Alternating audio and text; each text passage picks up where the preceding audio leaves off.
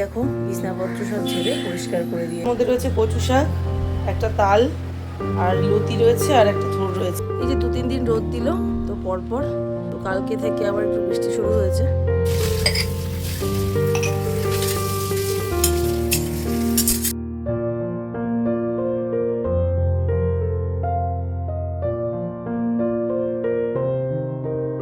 এখন বাজে 12:15।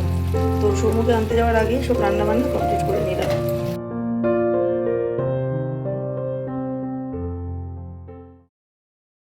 সুপ্রভাত, কেমন আছো সবাই? রাখি বক্সি ব্লগসের আরেকটি নতুন দিনে তোমাদের সকলকে স্বাগত।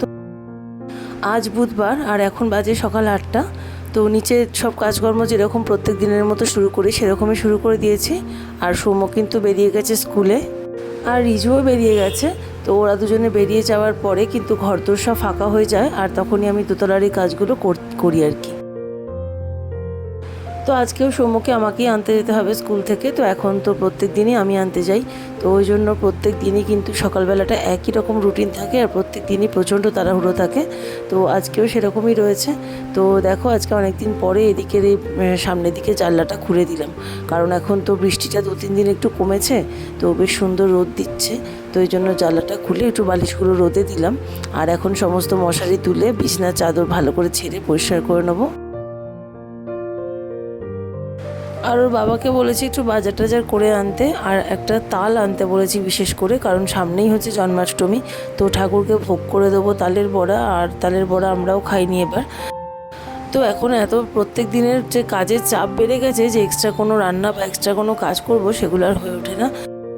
তো বছরে একবার তো করতেই হবে তালের বড়া। তো ওই জন্য জন্মাষ্টমীর দিনটাই বেছে নিলাম, কারণ জন্মাষ্টমীর দিনটা ভালো দিন আছে আর ঠাকুর ভোগও দেওয়া যাবে। তো এখন সব সুন্দর করে বিছনার চাদরগুলো ভাঁজ করে ওয়ার্ড্রবে তুলে দেবো, আর বিছনাটা ঝেড়ে নিয়েছি। আর এবারে ওই রিজুর ঘরটা পরিষ্কার করতে যাব। তো এই দুটো ঘর কমপ্লিট হয়ে গেলে না, নিচটা পুরো গোছানো হয়ে গেলে আমার অনেকটা চাপ মুক্ত থাকে। আর এরকম নিচে এলোমেলো বেডরুম রেখে ওপরে উঠে কাজ করতেও ইচ্ছা করে না। তো ওই জন্য আগেই দুটো ঘর গুছিয়ে পরিষ্কার করে নিই, তাহলে ওপর থেকে নিচে নামারও আর তাড়া থাকে না। তো একদম স্নান করতে নামবো যখন 11টায়, তো তখনই নামবো। তো দেখো এখন বাজে 8:45 মতো, আর দেখো আমার এই দোতলা সব কাজ কমপ্লিট করে ফেলেছি। আজকে অনেক দিন পরে এইদিকে জানলাটা খুললাম। এইদিকে জানলাটা একদম খোলা হয় না, এই সাইডের জানলাগুলো খুলি, কিন্তু এই সামনের দিকে জানলাটা খোলা হয় না। তো আজকে একটু খুললাম, বালিশগুলো রোদে দিলাম। আর এই দেখো বিছনাপত্র সব ঝেড়ে পরিষ্কার করে দিয়েছি। আর ওইখানে সৌম্য দুটো গেঞ্জি আছে, ওই দুটো উপরে নিয়ে যাব। এই বিছনাও পরিষ্কার হয়ে গেছে, সব কাজ কমপ্লিট নিচে। ওখানে আমি রিজুর ঘরও পরিষ্কার করে দিয়েছি। এই যে রিজুর ঘরেও সব জানলাগুলো খুলে দিলাম, আর বালিশগুলো সব রোদে দিলাম, আর বিছনাও ঝেড়ে দিয়েছি। তো চলো, দোতলার সব কাজ কমপ্লিট। এবার উঠবো 3তলায়। তো চলে এসেছি 3তলায়, আর এখন চা করবো। সৌম্য তো স্কুলে গেল 7:15 বেরিয়েছে, আর রিজু বেরোলো 7:45। তো নিচের সব কাজগুলো সব কমপ্লিট করে গুছিয়ে রাখলাম, আর এখন চা করব। আর ওদেরকে টিফিনে দুজনকে করে দিয়েছি হচ্ছে পাস্তা। আর ওর বাবা অনেকগুলো বাজার করে এনেছে, তো দেখবো এখন কি বাজার করেছে। আর সামনেই তো জন্মাষ্টমী, তো তালের বড়া করব, ঠাকুরকে দেবো, ওই জন্য একটা তাল আনতে বলেছিলাম। তো তাল নিয়ে এসছে, আর কচু শাক নিয়ে এসছে, আর দেখি কি কি এনেছে। আজকে দুপুরে রান্নার কোনো ঝামেলা নেই, আজকে সবার জন্য ফ্যানে ভাত করবো। রিজুও ফ্যানে ভাত খেয়ে গেছে, আর আমরাও তাই খাবো। কারণ হচ্ছে আমার গ্যাসের যে একটা ছোট বার্নার, একটা বড় বার্নার, যে দুটো বার্নার হয়, তো ওই বড় বার্নারটা মানে নষ্ট হয়ে গেছে। তো ওই লোহাটা পুরো মরচে পড়ে গেছে, ভেঙে গেছে ওপরের বার্নার ওটা। তো ওইটা দোকান থেকে কিনতে হবে আবার নতুন। আজকে শুধু ছোট ওভেনটাতেই রান্না হচ্ছে। তো দাঁড়াও, এই দেখো এই বার্নারটার এই অবস্থা, এই দেখো পুরো ভেঙে গেছে। এই একটা নতুন কিনতে হবে। এই যে এখানে কি কি বাজার আছে, এই দেখো কচু শাক দেখা যাচ্ছে, এটা এই দেখো চা হচ্ছে, দেখতে পাচ্ছ?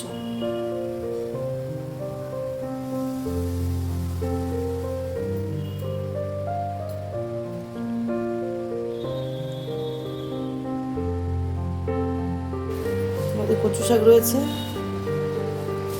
আর এটা হচ্ছে তাল।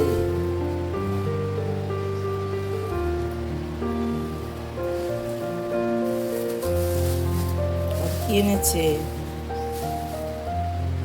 লতি। বাবা, লতিগুলো কি সরু সরু। আর হচ্ছে থোর।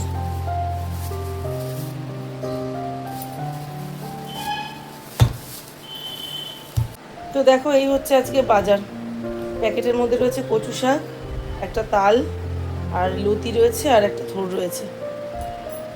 কিন্তু আফসোস, কোনোটাই আজকে করতে পারবো না। সব আমার পছন্দের বাজার আজকে, কিন্তু আজকে কোনোটাই রান্না করতে পারবো না, কারণ গ্যাসের অবস্থা খুব খারাপ।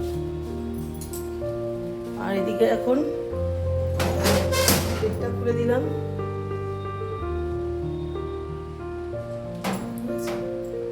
কালকে সব কাঁচা কেচেছি, সব মেলা রয়েছে ছাদে। এই দেখো, অনেকগুলো কাঁচা কেচেছিলাম কালকে, সব শুকিয়ে গেছে। একটু পরে তুলে নিয়ে যাব। 2-3 দিন রোদ দিল, তো পরপর বেশ অনেকগুলো করে কাঁচা কেচে নিয়েছি। তো কালকে থেকে আবার একটু বৃষ্টি শুরু হয়েছে, কালকে বেশ অনেকটাই বৃষ্টি হয়েছে। চলো এখন চাটা খেয়ে নিই, তারপরে রান্নার তো কিছু নেই, ফ্যানে ভাত করবো। আর এদিকে আসবো, একবার জামা কাপড়টা কাচবো, আর দেখি ঘরে টুকটাক কী কাজ রয়েছে।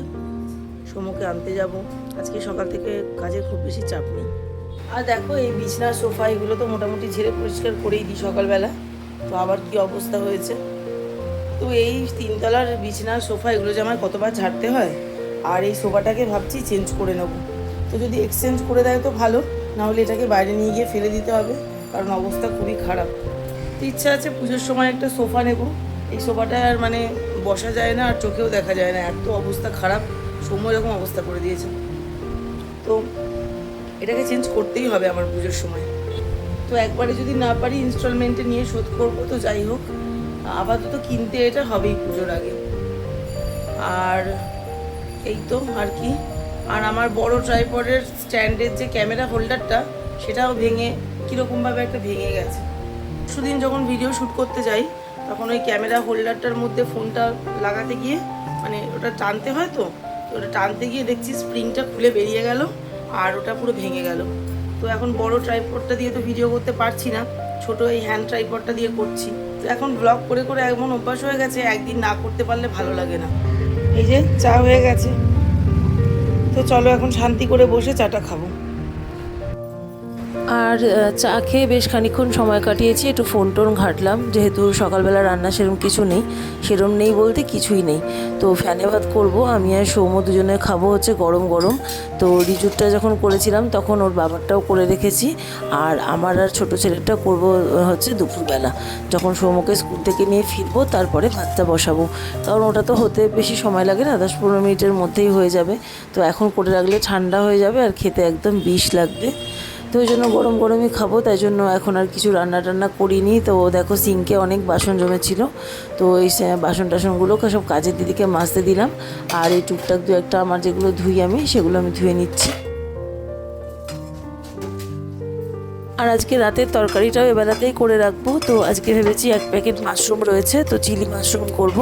তো চিলি মাশরুমটা করলে আমাদের সবাই মোটামুটি খায়, ওটা ভালোবাসে, তো হয়ে যাবে। আর ওটা এবেলাতেই করে রাখবো, কারণ বিকালে আমাকে একটু বেরোতে হবে। তো পার্লারে যাব ভেবেছি, অনেক দিন হলো আইব্রোটা করা হয়নি। তো সৌম্যর আন্টি যখন সৌম্যকে পড়াতে আসবে, তো তখনই আমি বেরোবো ভেবেছি। তো ওই জন্য রাতে আর কোনো রান্নাবান্নার ব্যাপার রাখবো না, সব সকালেই করে নিচ্ছি।